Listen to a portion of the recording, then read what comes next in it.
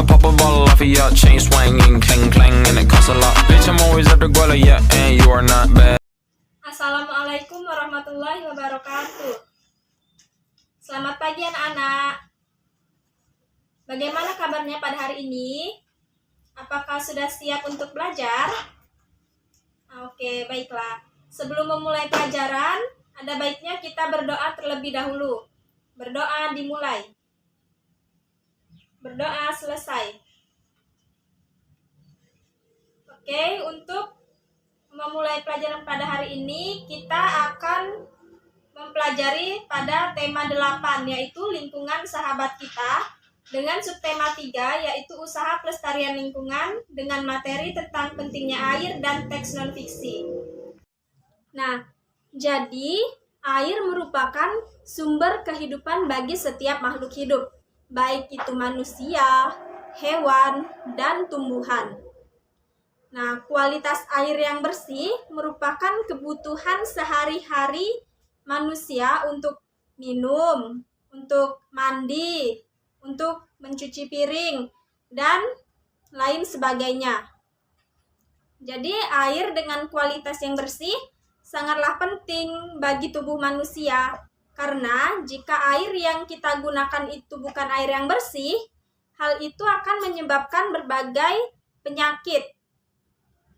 Misalnya gatal-gatal dan keracunan yang disebabkan oleh bakteri yang terdapat pada air yang tidak bersih itu.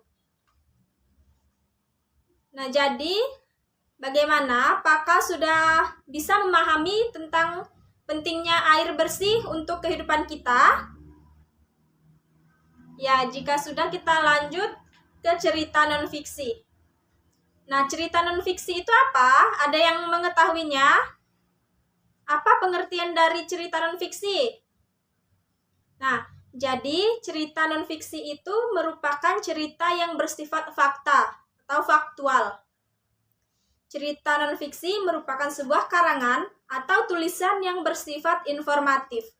Penulisannya mempunyai tanggung jawab atas kebenaran dari peristiwa, orang, atau informasi yang disampaikan oleh penulis.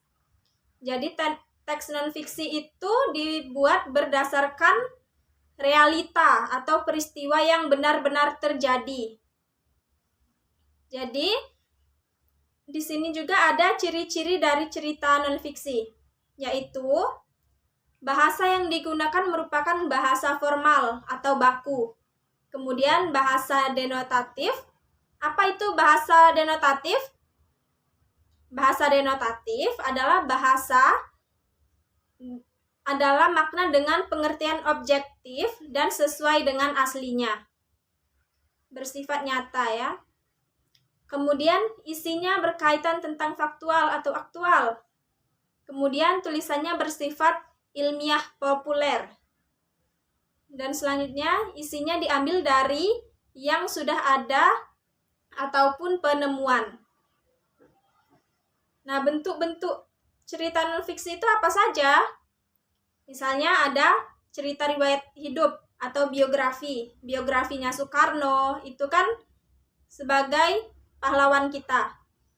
Kemudian ada esai, ada karya tulis ilmiah, dan catatan dokumenter. Nah, di sini ada cerita non-fiksi tentang Hari Air Sedunia. Di sini Ibu akan membacakan cerita non-fiksi ini. Hari Air Sedunia atau World Water Day diperingati setiap tanggal 22 Maret.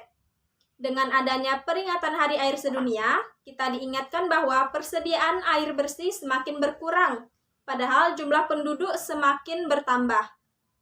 Persediaan air bersih semakin berkurang karena cadangan air tanah berkurang. Cadangan air tanah berkurang karena air hujan tidak masuk ke dalam tanah. Sebaliknya, jika air hujan langsung mengalir ke parit, selokan, lalu ke sungai, dan terus ke laut, air hujan tidak dapat masuk ke dalam tanah karena tidak ada akar-akar pohon yang dapat menahan air di dalam tanah.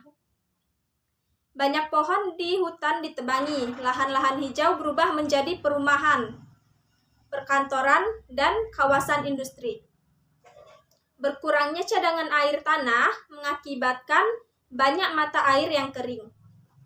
Sumur-sumur gali pun cepat kering pada musim kemarau. Akibatnya, penduduk di daerah pedesaan kesulitan mendapatkan air untuk keperluan sehari-hari. Hasil panen pun jadi berkurang karena tanaman panenan mengering. Ada beberapa tindakan yang dapat kita lakukan untuk ikut mengurangi krisis air bersih. Sebagai berikut, misalnya menghemat penggunaan air. Jadi kita di rumah harus menghemat penggunaan air bersih agar air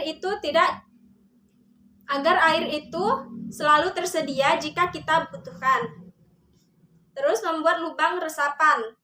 Lubang resapan berguna untuk menampung air hujan supaya air tersebut meresap ke dalam tanah. Selanjutnya, menanam pohon supaya akar-akar dapat menahan air di dalam tanah. Jadi pohon-pohon yang hijau itu jangan ditebangi sembarangan agar dapat menyerap air ke dalam tanah. Nah, selanjutnya yaitu gambar cerita. Nah, apa itu gambar cerita, anak? Nah, jadi gambar cerita adalah kombinasi gambar atau lukisan dengan tulisan yang menceritakan tentang suatu peristiwa atau kisah tertentu. Nah, karya seni gambar cerita ini sangat cocok dibaca oleh anak-anak seusia kalian. Hal ini karena adanya gambar yang tentunya akan menarik minat anak-anak untuk membaca. Apakah di sini ada yang suka membaca komik? Atau membaca novel? Nah, di komik itu terdapat gambar dan ada tulisannya. Jadi, dari gambar tersebut kita bisa mengetahui apa yang terjadi, percakapan-percakapan dalam gambar tersebut karena ada dialognya. Nah, fungsi tulisan dari gambar cerita tadi membuat sebuah alur cerita menjadi lebih jelas. Sedangkan fungsi gambar yang tadi yaitu untuk memperjelas alur atau isi cerita, memperjelas isi pesan, meningkatkan nilai estetis, dan lain sebagainya.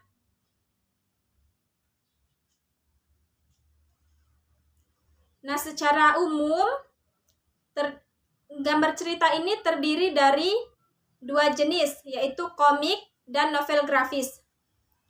Nah, di sini banyak yang suka membaca komik.